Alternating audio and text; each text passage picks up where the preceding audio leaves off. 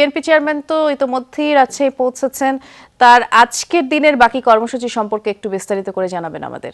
বৃষ্টি রাজশাহী শাহ মখদুম বিমানবন্দর থেকে তিনি এখন রাজশাহীর যে শাহ মখদুম মাজার রয়েছে সেখানে যাচ্ছেন এবং আমরা এখন যেমনটি রয়েছি রাজশাহীর যে মাদ্রাসা মাঠ, যেখানে জনসভা নির্বাচনী যে জনসভা হওয়ার কথা, ঠিক পাশের রাস্তায়, এই পাশের রাস্তা দিয়ে কিন্তু তারেক রহমান তিনি রাজশাহীর যে শাহ মখদুম মাজার সেখানে যাচ্ছেন। পাশের রাস্তা দিয়ে গিয়ে সেখানে মাজার জিয়ারত করে তারপরে রাজশাহীর যে এই মাদ্রাসা মাঠ রয়েছে, মাদ্রাসা মাঠে এসে নির্বাচনী জনসভায় তিনি যোগ দিবেন।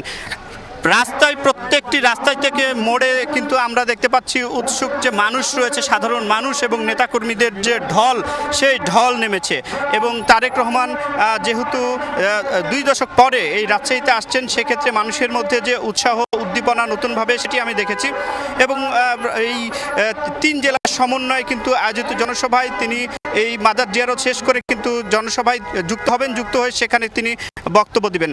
এবং আমি যতটুকু রাজশাহীর শাহ মখদুম বিমানবন্দরে ছিলাম, সেখানে দেখেছি যে 12টা 17 মিনিটে তিনি তার বিমান সে অবতরণ করে 25 মিনিটে বিমানটি কিন্তু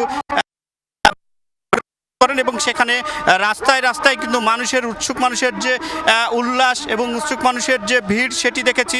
মানুষ ফুল নিয়ে দাঁড়িয়েছিলেন, ফুল ছিটিয়েছেন এবং সকলে কিন্তু আনন্দিত, উদ্ভাসিত। এবং রাস্তায় কিন্তু পুলিশ, র্যাব, বিজিবি থেকে যারা সাধারণ মানুষ